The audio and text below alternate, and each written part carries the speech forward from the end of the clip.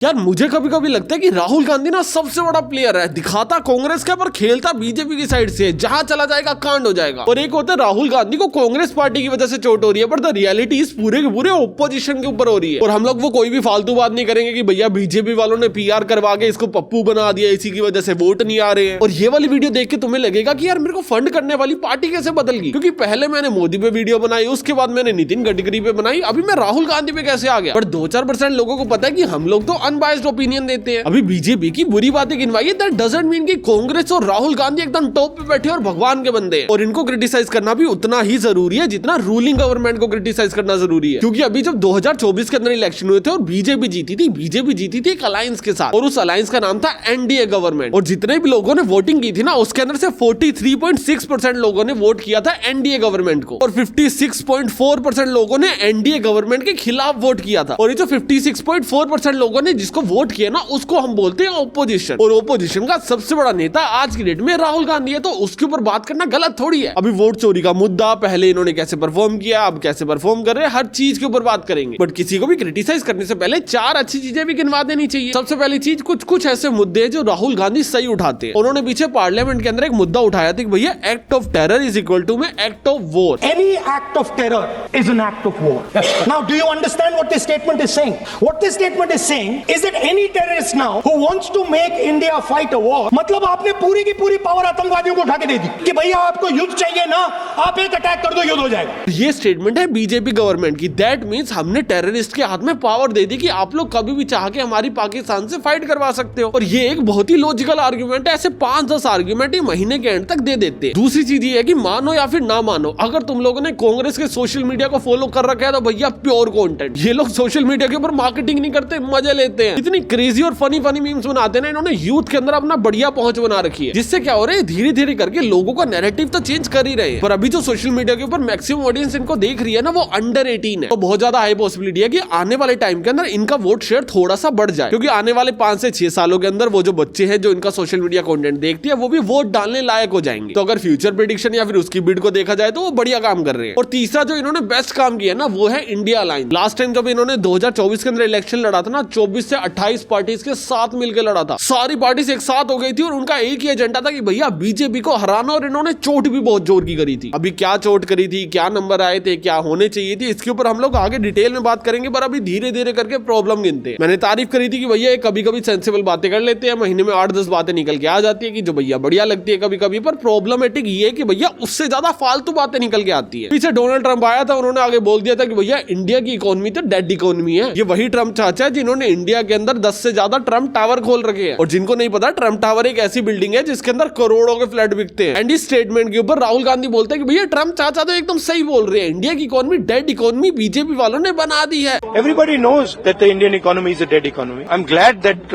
President Trump has stated a fact. यार आप अपने देश की इकोनॉमी को डेड बोल दे रहे हो क्योंकि आपको सिर्फ और सिर्फ एंटी बीजेपी बातें करनी है। हमारे लोगों के पास बुद्धि थोड़ी कम है, पर इतना हल्के में मत लिया करो ना। एंड दूसरी बहुत प्रॉब्लमेटिक चीज है कि जो भी चीजें करते हैं ना, मैक्सिमम चीजें सोशल मीडिया के लिए ही करते हैं। इनको लगता है कि भैया जो इलेक्शन लड़ा जा रहा है ना, वो सोशल मीडिया के ऊपर ही लड़ा जा रहा है। जो भी मुद्दे उठाएंगे, ऐसे मुद्दे उठाएंगे जो सोशल मीडिया के ऊपर वायरल हो जाए। अभी जैसे बिहार इलेक्शन से एकदम पहले इन्होंने एक हाइड्रोजन बॉम्ब गिराया। उस बॉम्ब के अंदर क्या था कि भैया वोट चोरी का सबसे बड़ा खुलासा किसके लिए, बिहार के लिए। और किया किसमें, इंग्लिश के अंदर। मुझे एक बात बताओ, कॉमन सेंस की बात है, बिहार के अंदर कितने लोगों को इंग्लिश बोलनी आती है। और इसके अंदर मैं कोई डिस्क्रिमिनेशन या रेसिज्म नहीं फैला रहा हूँ कि भैया बिहारियों को तो इंग्लिश नहीं आती। तुम खुद गैस करो, बिहार के अंदर एजुकेशन बाकी स्टेट से थोड़ी सी कम है। वहां का जो मेजर वोट चंक है वो किससे आ रहा है, भैया फ्री में दारू मिल गई, फ्री में पैसे मिल गए, अब जाके वोट डाल के आएंगे। बीजेपी वाले कैसे प्लान कर रहे हैं कि भैया यहाँ की 75 लाख महिलाओं को हम लोग 10-10 हजार रुपए सरकारी खाते से दे देते हैं। And Rahul Gandhi master plan बना रहे हैं कि भैया हम लोग बोलते हैं कि भैया वोट चोरी हो चुकी है। अभी वोट चोरी हुई है या फिर नहीं हुई है उसके बारे में आगे बात करते हैं, पर पहले स्ट्रेटेजी सुनो। हम लोग एक प्लान बनाते, अनाउंस करेंगे इलेक्शन से एकदम पहले कि भैया वोट चोरी होगी थी। उसके बाद वोट चोरी की पूरी अनाउंसमेंट जाके इंग्लिश में कर देंगे। 5 मिनट का बीच में रिकैप दे देंगे हिंदी के अंदर। हिंदी वाले लोग तो कहां ही है, इंडिया के अंदर लोग हिंदी थोड़ी बोलते हैं, सिर्फ और सिर्फ इंग्लिश चलती है। कर्नाटक में इलेक्शन नहीं हो रहा था, बिहार में हो रहा था, या तो बिहारी के अंदर करो, एटलीस्ट हिंदी में कर लो यार। अच्छा, अभी हम लोग पॉलिटिकल पार्टीज की पावर शिफ्ट की बात कर रहे हैं ना, मेरे को एक और चीज याद आई जो तुम लोगों के काम आ सकती है। देखो, पॉलिटिकल पार्टीज में ना पावर ऊपर नीचे होती रहती है और सेम चीज मार्केट में भी होती है। बट ना मार्केट को समझना एक स्किल, और ये स्किल ना आप लोग बिना किसी रिस्क के सीख सकते हो। मैं बात कर रहा हूँ एग्जाम के टॉप ट्रेडर कंपटीशन की। अगर आप लोगों ने इसको अभी तक ज्वाइन नहीं किया तो ऑनेस्टली आप लोग एक गोल्ड माइन मिस कर रहे हो। और जो लोग मेरे से पूछ रहे थे कि भैया ज्वाइन करने के बाद रिस्क रिस्क होगा ना इसमें, बट द रियलिटी इज इसके अंदर कोई भी रिस्क नहीं है, क्योंकि आप लोग एक डमी अकाउंट को यूज करोगे। बस एग्जाम का एक स्टैंडर्ड अकाउंट बनाओ, केवाईसी को कंप्लीट करो और आप लोगों को मिल जाएगा एक डेमो कंपटीशन अकाउंट। और ये पूरा का पूरा चैलेंज आप लोग वर्चुअल मनी के ऊपर करोगे और जो मार्केट कंडीशंस रहेंगी वो एकदम रियल रहेंगी, तो असली ट्रेडिंग का एक्सपीरियंस में मिल जाएगा। और क्योंकि पैसे लोड ही नहीं किए तो लॉस तो बिल्कुल होने से रहा। और ये कोई छोटा कंपटीशन नहीं है, टॉप 100 ट्रेडर्स जीतेंगे $50,000 का प्राइस पूल, और जो भी बंदा फर्स्ट आएगा उसको $10,000 का प्राइस मिलेगा। और इसका सबसे सॉर्टेड पार्ट पता है क्या है? 19 नवंबर से लेके 1 दिसंबर तक कभी भी ज्वाइन कर सकते हो। तो अगर आप लोग ट्रेडिंग को या तो ट्राई करना चाहते हो या फिर उसको सीखना चाहते हो तो ये काफी सेफ ऑप्शन है, आप लोग इसको ट्राई आउट कर सकते हो। डिस्क्रिप्शन के अंदर तुम्हें लिंक मिल जाएगा, वहां पे जाके साइन अप करो, केवाईसी को कंप्लीट करो और लीडर बोर्ड के ऊपर पावर शिफ्ट खुद क्रिएट करो। और अभी हम लोग वीडियो के ऊपर वापस चलते हैं। पर ठीक है, एक बार को हटा देते हैं कि भैया आपने हिंदी में कर दिया, इंग्लिश में कर दिया, आपको याद नहीं रहा। पर मुद्दे क्या उठा रहे हो वो भी तो मैटर करने चाहिए ना। पहले इन्होंने मुद्दा उठाया कि भैया ईवीएम ना हैक हो गए थे, इसलिए हम लोग इलेक्शन ही हार गए। इलेक्शन कमीशन ने ज्यादा एंटरटेन नहीं किया, थोड़ा बहुत लफड़ा हुआ, सोशल मीडिया के ऊपर मुद्दे मचे, थोड़ा बहुत न्यूज कवरेज मिली। उसके बाद इलेक्शन कमीशन ने आगे पता क्या बोला इधर आ, एक काम करिए ईवीएम हैक करके दिखा। तुम बोल रहे हो ना बीजेपी पार्टी ने ईवीएम हैक किया, एक काम करो तुम्हें ईवीएम देते हैक करके दिखाओ। इलेक्शन कमीशन ने ओपन चैलेंज दिया था कि भैया आओ और ईवीएम हैक करके दिखाओ, और कोई भी नहीं गया था। एंड में कंक्लूजन क्या निकला? जिस टॉपिक के ऊपर जनता को भड़काया जा रहा था वो पूरा का पूरा एक जुमला था। अभी एक जुमला फायर किया जा रहा है, ये चीज कांग्रेस को पता है, ये चीज राहुल गांधी को पता है, पर जो लोग उनके सपोर्टर है उनको नहीं पता ना। पहले तो वो जाके गालियां वगैरह कि भैया बीजेपी ऐसी है, ये मोदी ऐसा है, इलेक्शन कमीशन ऐसा है। बाद में कहते अच्छा फेक था क्या? अच्छा चीटिंग ईवीएम नहीं कर रहा था, राहुल गांधी ने हमारे साथ कर दी। और अभी वाला मुद्दा वोट चोरी का लेके देख लो, बिहार इलेक्शन का पूरा मैटर टाल दिया गया कि भैया वोट चोरी हुई थी इसलिए हम लोग हार गए। मैं कांग्रेस से स्ट्रेट क्वेश्चन करता हूँ कि भैया मुझे एक बंदा बताओ जो बिहार से आपका इलेक्शन लड़ रहा था और उस आदमी का फेस बिहार के अंदर पॉपुलर था। कुछ लोग आगे पप्पू यादव का नाम लेंगे, भाई उसने इलेक्शन लड़ा ही नहीं। कुछ लोग आगे कन्हैया कुमार का नाम लेंगे, भाई उसने भी इलेक्शन नहीं लड़ा। कुछ लोग राहुल गांधी का नाम लेंगे, भाई राहुल गांधी ने भी इलेक्शन नहीं लड़ा। कांग्रेस के पास एक फेस तो बताओ जो बिहार के अंदर इलेक्शन लड़ रहा था। राहुल गांधी, पप्पू यादव ये तो सपोर्ट करने गए हुए थे ना, इलेक्शन थोड़ी लड़ रहे थे, वोट थोड़ी आए इन लोगों को, इन्होंने लड़ा ही नहीं इलेक्शन। और क्योंकि आप लोग हार गए, आपने पूरा का पूरा ब्लेम लगा दिया वोट चोरी के ऊपर। देखो बहुत प्रैक्टिकल बात है, वोट चोरी होती है। प्रॉब्लमेटिक ये है कि इस लेवल पे नहीं होती ना कि पूरा का पूरा इलेक्शन रिग कर दिया जाए। बहुत ओपन प्रूफ पड़े कि भैया एक बंदा 2-2 वोट डाल रहा है, बीजेपी के सांसद डाल रहे हैं, बीजेपी की पार्टी के लोग डाल रहे हैं, कांग्रेस वाले भी डाल रहे हैं। इवन तुम लोग बोलते हैं ना कि भैया बीजेपी वाले वोट खरीदते हैं, कांग्रेस वाले भी खरीदते हैं। पॉइंट ये होता है कि हमको जो पार्टी पसंद होती है ना, हमको सिर्फ सामने वाले की गलतियां दिखती है, अपने वालों पे तो हम पट्टी बांध लेते हैं और दूसरों को जाके बोलते हैं तो गोदी मीडिया सपोर्टर है, ये तो अंधभक्त है। भाई पप्पू यादव की ओपन वीडियो है, कभी जाके मीडिया के हाथ में पैसे दे देता है, कभी जाके लोगों के हाथ में पैसे देते हैं। 500-500 रुपए ऐसे खुले में बांटे हैं उसने। एक तो वीडियो निकल के आई थी 200-200 रुपए के अंदर वोट खरीदने की कोशिश चल रही थी। अभी आप लोग किसी आदमी को 200 रुपए दे रहे हो और उसको बोल रहे हो मां कसम खा वोट मुझे ही देगा ना, वो तो पागल ही बना के जाएगा ना, ज्यादा पैसे देने थे। और दूसरा पॉइंट कि भैया बूथ कैप्चर आज से पहले भी होते थे, आज की डेट में भी थोड़े बहुत होते होंगे, मैं इससे डिनाई नहीं करता हूं। मैं इससे भी डिनाई नहीं करता हूं कि 2-2 3-3 वोट डलते हैं, मैं इससे भी डिनाई नहीं करता हूं कि फेक वोट एग्जिस्ट करते हैं, मैं इससे भी डिनाई नहीं करता हूं कि भैया लाखों लोगों के पास 2-2 वोट है और मोस्टली ना एरर्स के अंदर बने हुए और आज की डेट में नहीं बने हैं। 2014 में बीजेपी के आने के बाद नहीं बने, बहुत पहले से बने हुए और कुछ का फायदा कांग्रेस ने उठाया और कुछ ऐसे डेड वोटर्स है। बट कांग्रेस आगे क्या करती है ना, इस चीज का तमाशा बना देती है। क्यों? क्योंकि आपके पास एक टॉपिक है ना बस ब्लेम लगाने का। बट यहाँ पे आपको क्या करना चाहिए था? यहाँ पे आपको सामने वाले से बेटर क्यों आप ये सबूत करना चाहिए था। इस चीज का प्रूफ दो कि भैया कांग्रेस मरती जा रही है, कांग्रेस को वापस क्यों लाया जाए। और अभी की डेट में लोग कांग्रेस को सिर्फ इसलिए वोट करते हैं क्योंकि उनको बीजेपी नहीं पसंद। तो आप लोग तो बीजेपी को हराने के लिए हेटर्स का एक ग्रुप बना रहे हो ना, और इस रीजन की वजह से ना कांग्रेस कंटिन्यूअसली गिरती ही जा रही है भाई, और बीजेपी वाले स्ट्रॉन्ग की स्ट्रॉन्ग होते जा रहे हैं। तुम्हें लगा होगा अभी 2024 के अंदर इलेक्शन हुए थे, बीजेपी को बहुत ही तगड़ी टक्कर मिली है। मैं तुम लोगों को ना स्टेप बाय स्टेप स्टैट्स दिखाता हूँ कि भैया किसको कितने वोट मिलते थे। 2009 से देखते हैं, 2009 का डेटा देखते हैं। कांग्रेस को मिली थी 206 सीटें और वहीं पे बीजेपी को मिली थी 116 सीटें। इस टाइम पे कांग्रेस रूल कर रही थी और इनकी जो अलायंस थी ना उसका नाम था यूएपी। अभी अलायंस क्या होती है? कांग्रेस वाले ना अकेले पूरे देश के अंदर इलेक्शन नहीं लड़ते हैं, वो क्या करते हैं 8-10 पार्टीज को अपने साथ मिला लेते हैं कि भैया तू तेलंगाना में स्ट्रॉन्ग है, तू लड़ ले मेरी जगह, तू बिहार में स्ट्रॉन्ग है, तू लड़ ले मेरी जगह। ऐसे करके 8-10 पार्टी का एक संगठन बनता था और उस टाइम पे उसका नाम था यूएपी। और इसके अंदर एवरेज 10 से 13 पार्टीज होती थी, थोड़ी बहुत अप डाउन होती रहती थी इलेक्शंस के बीच में। और 2009 के अंदर यूएपी ने टोटल सीट्स जो जीती थी वो थी 262। सेम ऐसे ही बीजेपी वाले भी लड़ते थे और उनकी जो अलायंस थी उसका नाम था एनडीए, और एनडीए अलायंस ने टोटल सीट जीती थी 159। और अभी इसके अंदर गौर करने वाली बात पता क्या है? कौन कितनी सीट से जीता ये सिर्फ उसके नंबर्स है, पर किसको कितने परसेंटेज ऑफ वोट मिले ना वो भी बहुत मैटर करता है। तो टोटल जितनी भी वोटिंग हुई थी ना 2009 के अंदर, उसके अंदर से 28.6% वोट सिर्फ और सिर्फ कांग्रेस को मिले थे। और दूसरे नंबर पे आती थी हमारी बीजेपी जिसको 18.8% वोट मिले थे। डेटा को ध्यान से देखना, कांग्रेस को मिल रहे थे 28.6% वोट। अभी उसके बाद क्या होता है 2014 के अंदर ना बीजेपी का राज आता है, मोदी सरकार बन जाती है देश के अंदर और जो सीट्स होती है ना वो एकदम तख्ता पलट हो जाती है। जहां पिछले साल बीजेपी ने अकेले 116 सीटें जीती थी ना, इस साल उनको सीटें पता कितनी मिलती है, 282 सीट्स। और जहां उनका टोटल वोट शेयर 18.8% का था ना, वो बढ़ के हो जाता है 31%। और जो अकेले कांग्रेस ने 206 सीटें जीती थी ना, वो घट के एकदम हो जाती है अपनी 44 सीट। और अभी क्योंकि ये दोनों पार्टी अकेले इलेक्शन तो लड़ नहीं रही थी, तो इनकी अलायंसेस का भी बता देता हूँ। यूपीए ने पूरी की पूरी अलायंस मिला के जो सीटें जीती दैट इज ओनली 59। और जो एनडीए ने सीट जीती थी वो जीती थी इन्होंने 336। बट एक्चुअल में ना ये चीज ध्यान देने वाली नहीं है। ध्यान देने वाली पता है क्या चीज है, कि पहले कांग्रेस को कितने % वोट आ रहे थे और अभी कांग्रेस को कितने % वोट आ रहे हैं। 2009 के अंदर कांग्रेस को 28.6% वोट आए थे और वो वोट घट के हो गए थे 19.3%। और बीजेपी के 18% टोटल वोट से शुरू हुए थे और 31% तक पहुंच गए। उसके बाद 2019 आता है, कांग्रेस फुल प्रिपेयर करती है, ईवीएम हैक का पूरा झमेला चलता है, पूरा हाईजैक करने की कोशिश करती है सिस्टम को।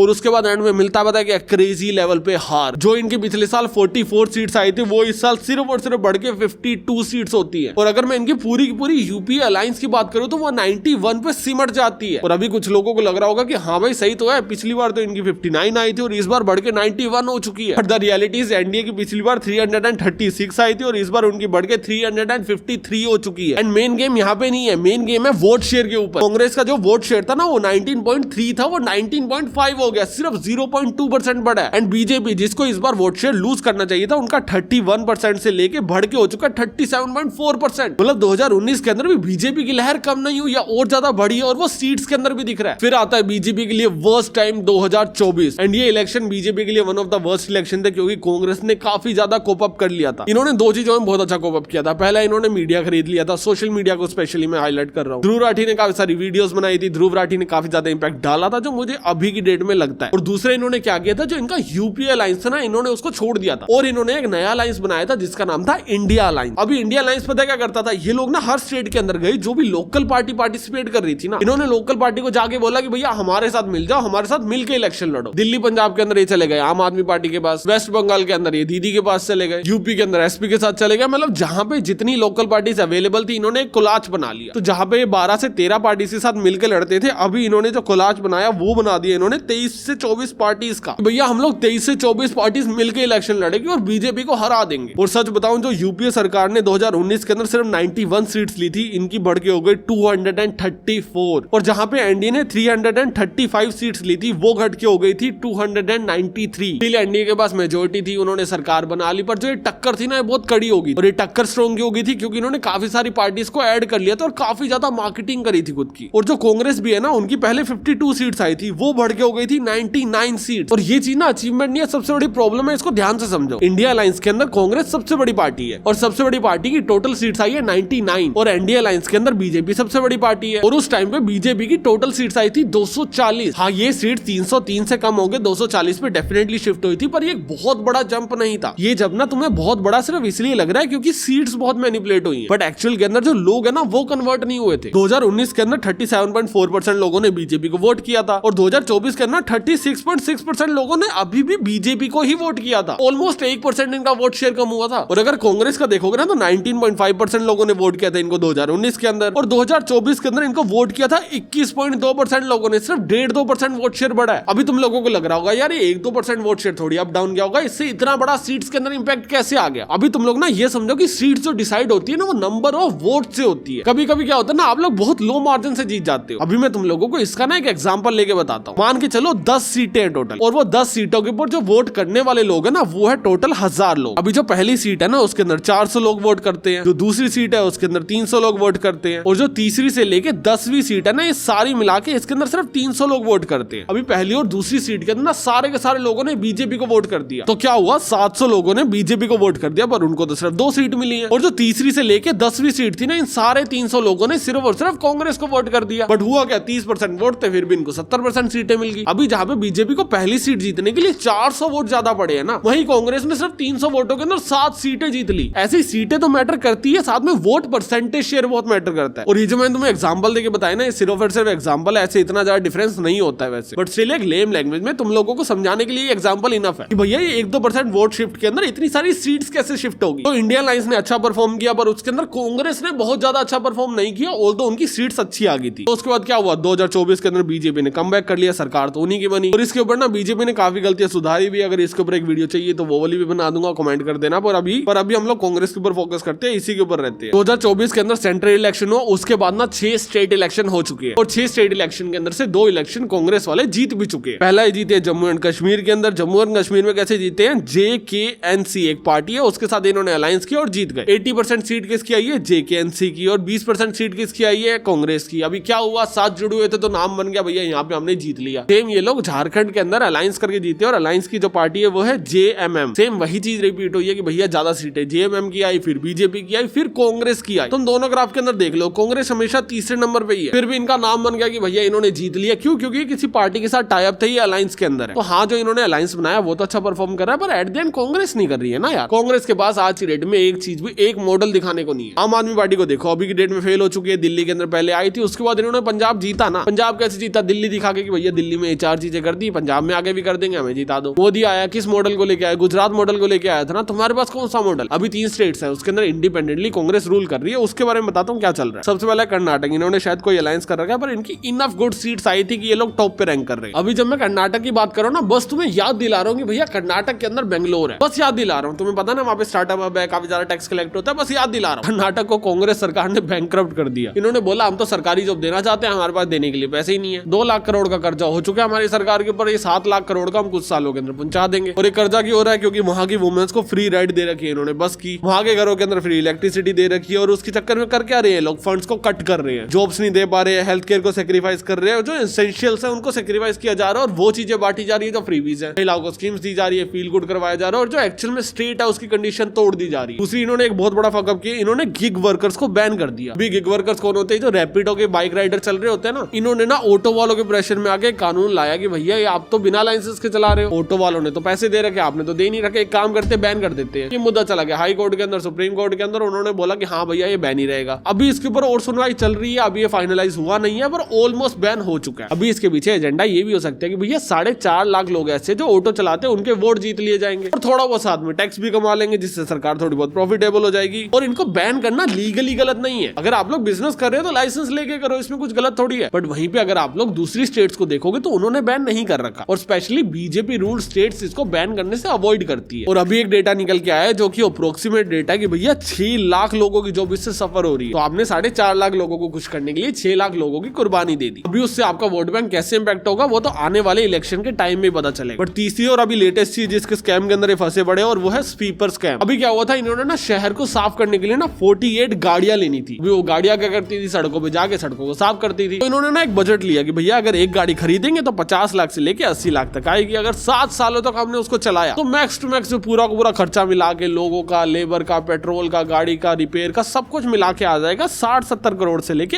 ऑलमोस्ट 100 करोड़ के बीच। तो भैया 100 करोड़ रुपए तो बहुत महंगा पड़ रहा है, तो बहुत ज्यादा कॉस्टली होगा। एक काम करते हैं, इसको रेंट पे ले लेते हैं, 7 साल के लिए किसी और पार्टी को ठेका दे देते हैं, वो अपने आप संभाल लेगी, 100 करोड़ तो बचेंगे। स्मार्ट मूव अच्छा लगा सुन के, बट वो 100 करोड़ बचा के इन्होंने उस ठेकेदार को पता कितने पैसे दिए, 613 करोड़ रुपए। और बीजेपी वाला इसका पूरा मुद्दा बना रहे हैं कि भैया ये तो स्कैम कर रहे हैं। अभी क्या होता है ना, जब आप बहुत लिमिटेड स्टेट्स के अंदर होते हैं ना, आपको ये दिखाना होता है कि भैया हमने तो बहुत बढ़िया काम कर रहे हैं वहां पे, आप हमें बस एक मौका दो, कर्नाटक बना देंगे पूरे स्टेट को आपके। आप जाके बोलो ना कि भैया देखो हमने कर्नाटक में कितना अच्छा किया, हम बिहार में भी सेम कर देंगे, हमारे पास एक मॉडल है जिसको हम यहाँ पे इंप्लीमेंट कर देंगे। बट एक्चुअल में आप लोग कर्नाटक के अंदर भी कोई क्रेजी काम तो कर नहीं रहे हो। दूसरा हिमाचल प्रदेश के अंदर चले जाते हैं, हिमाचल प्रदेश में भी कलेश ही चल रहे हैं। हिमाचल प्रदेश के अंदर जो कांग्रेस सरकार बनी है उसके ऊपर सबसे बड़ा ब्लेम है कि भैया जिनके भी पॉलिटिकल कनेक्शंस है सिर्फ उन्हीं को गवर्नमेंट जॉब मिल रही है, बाकियों को मिल ही नहीं रही। उसके बाद अगर तुम लोग जम करके तेलंगाना में चल जाते तो भैया वहां भी कांग्रेस रूल कर रही है। और ये लोग जब पावर में आए थे ना, इनका सबसे बड़ा रीजन था, इन्होंने बोला था भैया हम लोग ना एमएसपी दे देंगे। एमएसपी क्या होता है, किसानों की फसल के लिए मिनिमम सपोर्ट प्राइस होता है कि भैया कल को सस्ती बिक्री हो ना तो हमें महंगी बेच देना, हम तुम्हें एश्योरेंस दे रहे हैं कि भैया तुम बस फसल उगाओ। तो अभी वो जो फसल उगाने के लिए यूरिया चाहिए होता है ना, वो पूरे शहर के अंदर शॉर्ट पड़ा हुआ है और सरकार उसका प्रबंध नहीं कर पा रही। किसान परेशान हो रखे कि भैया हमको यूरिया तो लाके दे दो, हमको फसल बोनी है। और दूसरा इन्होंने एमएसपी प्रॉमिस करी थी जिसको लाभ भी दिया था, पर ना इंप्लीमेंट नहीं किया। अभी लेटेस्ट न्यूज निकल के आ रही है कि किसानों के ना पैसे होल्ड कर रखे और ये बोल रहे कि भैया हम पे पैसे खत्म हो गए, थोड़ा सा टाइम लगेगा। इन्होंने हर क्विंटल के ऊपर ना 500 रुपए का कोई बोनस भी अनाउंस किया था। और बोनस तो बहुत दूर छोड़ दो, जो किसानों के मेन पैसे थे ना, इन्होंने अब तक वो भी नहीं दिए। काफी जगह बोनस का इश्यू चल रहा है, जहां पे कांग्रेस अभी लिमिटेड एरिया के अंदर है ना, वहां पे बहुत अच्छा कर नहीं रही है और बाहर जाके मुद्दे उठा रही है, भैया वोट चोरी होगी, भैया ये धांधली होगी, वो धांधली होगी। आप एक प्लान लेके आओ ना। और कांग्रेस की सबसे बकवास बात जो मुझे लगती है ना, वो कहते हैं जाति जनगणना करवा दो, जाति जनगणना करवा दो। अरे नहीं करवानी। एक पार्टी आती है धर्म में बांटती है, दूसरी पार्टी आती है जाति में बांटती है, तुम लोग बांट रहे हो और काट रहे हो। इंसान समझ के वोट ले लो, हम इंसान समझ के वोट दे देंगे। तो आज की वीडियो के लिए इतना ही। एग्जाम को चेकआउट करना बिल्कुल मत भूलना और अगली वीडियो बीजेपी भी चाहिए तो कमेंट करो।